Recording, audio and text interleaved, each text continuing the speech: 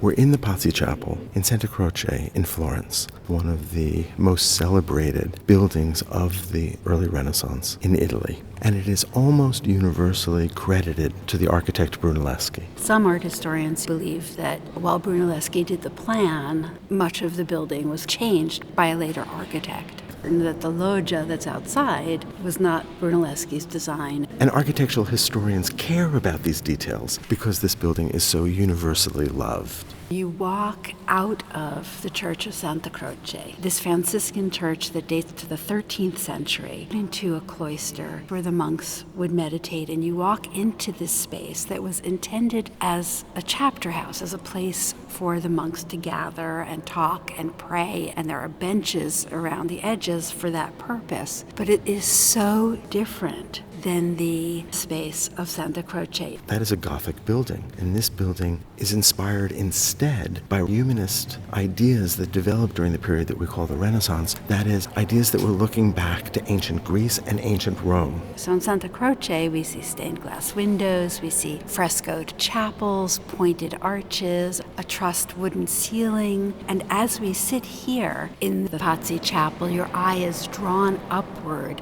to this beautiful hemispherical dome that has an oculus in the center, letting in light, and then 12 windows in between the 12 ribs of the dome. It's important to recognize that this kind of semicircular dome looks back to ancient Roman architecture, as do so many of the other elements that we see in the chapel. Most notably, the many rounded arches, the arches as they extend in space and become shallow barrel vaults, the Corinthian pilasters that surround the entire space, creating a rhythm between the darker greenish-gray stone, known as pietra serena, against this lighter, empty white surface. And so it's almost as if the pietra serena on the surface of this wall is so planar and so flattening, it makes this entire space almost seem as if it is an architectural drawing. There is a sense that Brunelleschi is using these elements to remind us of the geometries of this space. Now, we know that Renaissance architects are drawn to the central plan, that is, spaces that are based on the circle, on the square, on these basic geometric shapes. Now, this building is not a perfect square. Nevertheless, we are consistently reminded of rectangles,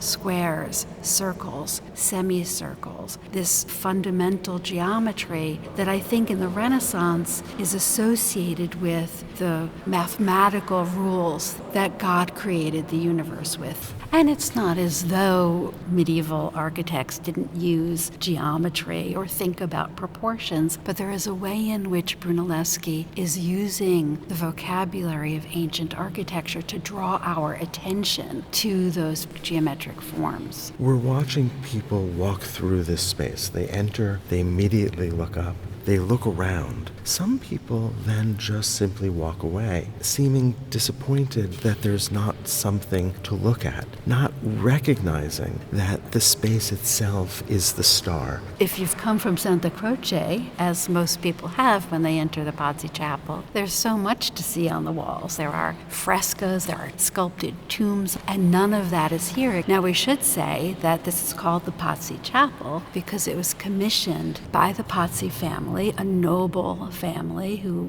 had made their fortune in banking and were political rivals with the famous Medici family here in Florence. And this was a space that was intended as both a chapter house, but also as a funerary space for the Pazzi family, so that prayers could be said here on their behalf. And we see the Pazzi coat of arms in each of the four pendentives. But that's not the only decoration in this building. No, in fact, there's quite a lot to see. It's just not paintings. What we have are roundels that contain terracotta images. In the pendentives, we have the four evangelists, the four authors of the Gospels, Matthew, Mark, Luke, and John, each with a book and their symbol. And it's interesting to me that those are closest to the dome, which in its circular design, in its light, reminds us of the heavenly.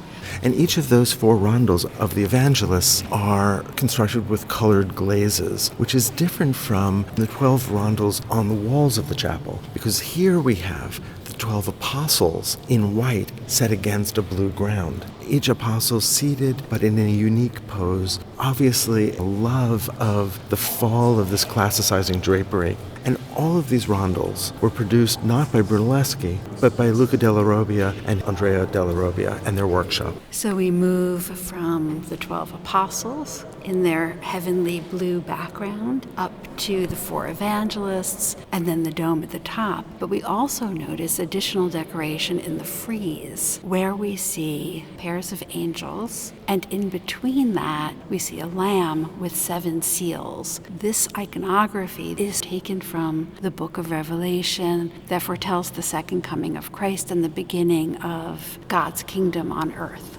The building has almost a sense of weightlessness because of these forms that lift our eye up. And so we have a sense of the gravity of the earth, of the monks who would sit here at meetings, who might be dealing with earthly issues, but seeking to reach heavenward. And that's exactly the opportunity that this building affords us.